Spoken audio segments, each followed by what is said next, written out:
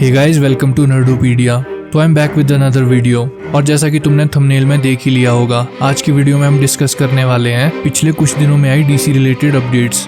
So let's start with our first update, जो है Superman legacy से रिलेटेड। टॉम किंग, जो एक काफी फेमस कॉमिक बुक राइटर हैं और डीसी स्टूडियोज के लिए भी एज अ राइटर काम कर रहे हैं, उनके अकॉर्डिंग सुपरमैन लेगेसी को जेम्स गन खुद डायरेक्ट करने वाले हैं। तो ये बात सुन के आई एम श्योर कि कोई भी सरप्राइज नहीं होगा। जेम्स गन काफी टाइम से इस प्रोजेक्ट पे वर्क कर रहे हैं as a writer.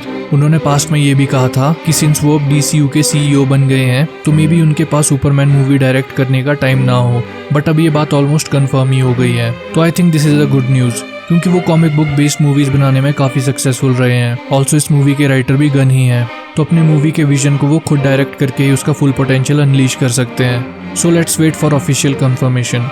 Next update है हेनरी कैविल से रिलेटेड, बट वीडियो में आगे बढ़ने से पहले आई हैव अ रिक्वेस्ट। अगर फ्यूचर में भी तुम इसी तरह की अपडेट वीडियोस और पॉप कल्चर रिलेटेड कंटेंट देखना चाहते हो तो consider subscribing to this channel. Now back to the video. तो देखो, अभी डीसीयू के प्रोजेक्ट क्रिएचर कमांडोज के लिए कास्टिंग चल रही है और शो प्रोडक्शन में भी आ चुका है। तो कुछ लोग ये र्यूमर स्प्रेड कर रहे थे कि हेनरी कैविल को क्रिएचर कमांडोज में एज फ्रैंकेनस्टाइन कास्ट कर लिया गया है, और जेम्स गन ने इस बात को आउटराइट डिनाई किया है। बट इस र्यूमर को डिबंक करते हुए वो हमको एक ग्लिमर ऑफ होप भी दे गए हैं। उनके according Cavill as Frankenstein cast नहीं हुए हैं, वो रोल किसी और को मिल चुका है। बट जैसा कि मैं पास्ट में बता चुका हूँ, हम कैविल से कई कैरेक्टर्स के बारे में डिस्कस कर चुके हैं, बट फ्रैंकेनस्टाइन उनमें से एक नहीं है। अब देखो, जेम्स गन सिर्फ इस र्यूमर को डायरेक्टली डिनाई कर सकते थे, बट उन्होंने अपने रिप्लाई में ये कैविल के साथ दूसरे कैरेक्टर्स को लेकर डिस्कस करने की बात भी की है। अब maybe it's a hint, maybe it's not.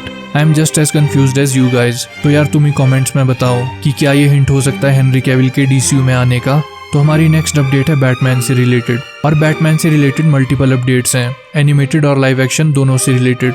तो पहले बात करते हैं एनिमेशन रिलेटेड।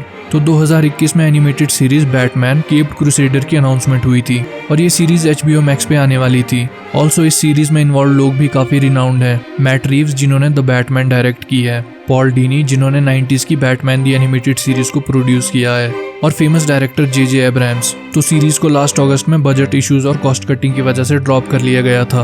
बट सिंस ये सीरीज बैटमैन रिलेटेड है और सभी को पता है कि बैटमैन रिलेटेड चीजें पैसा बनाती हैं, तो रिपोर्ट्स के अकॉर्डिंग अमेजॉन ने Batman capped crusader animated series को एक्वायर कर लिया है, और साथ ही 2 सीजन्स भी ऑर्डर कर लिए हैं। इसके एक सीजन में 10 एपिसोड्स होने वाले हैं। तो हाँ, अमेजॉन हमको एटलीस्ट 2 सीजन तो दिखाने ही वाला है इस सीरीज के, और अगर ये सीरीज ब्लो अप करती है तो हु नोज, हो सकता है हमको 2 सीजन्स के बाद और सीजन्स देखने को मिले। ऑफिशियल कंफर्मेशन तो वैसे इस न्यूज का भी नहीं आया है, बट सिंस ये न्यूज काफी रेप्यूटेबल सोर्सेज से आई है तो इसे ऑलमोस्ट सच्ची मान के चलो। तो अगली बैटमैन अपडेट है द बैटमैन के बैटवर्स से रिलेटेड। द बैटमैन जब रिलीज हुई थी तो उसे R रेटिंग के साथ रिलीज नहीं किया गया था। It was a PG-13 movie. Well, because you know, अगर कोई मूवी R रेटेड होती है तो मूवी देखने वाली ऑडियंस का एक मेजर चंक रिड्यूस हो जाता है, सिंस ये मैच्योर ऑडियंस के लिए ही अवेलेबल रहती है। But the good thing is कि इस मूवी में PG-13 की लिमिट्स को काफी ज्यादा पुश किया गया था, जिस वजह से हमको एक मैच्योर और डार्क मूवी देखने को मिली। तो अब न्यूज ऐसी आ रही है कि HBO मैक्स पे द बैटमैन की spin off series the penguin rated R होने वाली है। सीरीज के सेट से कुछ फुटेज सामने आई है, जिससे यही लग रहा है कि सीरीज की रेटिंग TVMA होने वाली है। ये रेटिंग टीवी सीरीज के लिए यूज होती है और मूवीज की R रेटिंग के इक्वल होती है। तो फुटेज में हमको कॉलिन फेरल के पेंगुइन काफी स्ट्रॉन्ग लैंग्वेज का यूज करते हुए दिख रहे हैं। So let's see how it plays out.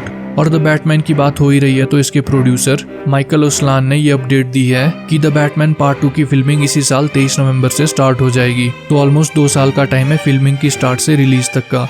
और फाइनली आज की लास्ट अपडेट है Shazam fury of the gods movie के अर्ली रिव्यूज से रिलेटेड। तो मूवी के इनिशियल रिव्यूज के अकॉर्डिंग मूवी काफी अच्छी है, और ये मूवी शज़ैम पार्ट 1 की एक वर्दी सीक्वल है। So what does that mean?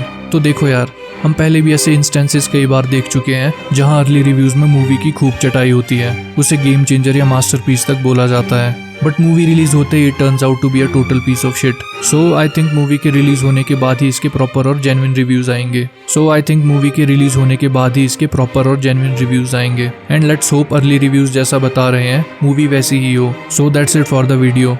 Future में इसी तरह की अपडेट वीडियोस, रिव्यूज और पॉप कल्चर रिलेटेड कंटेंट के लिए hit that subscribe button. See you in the next one.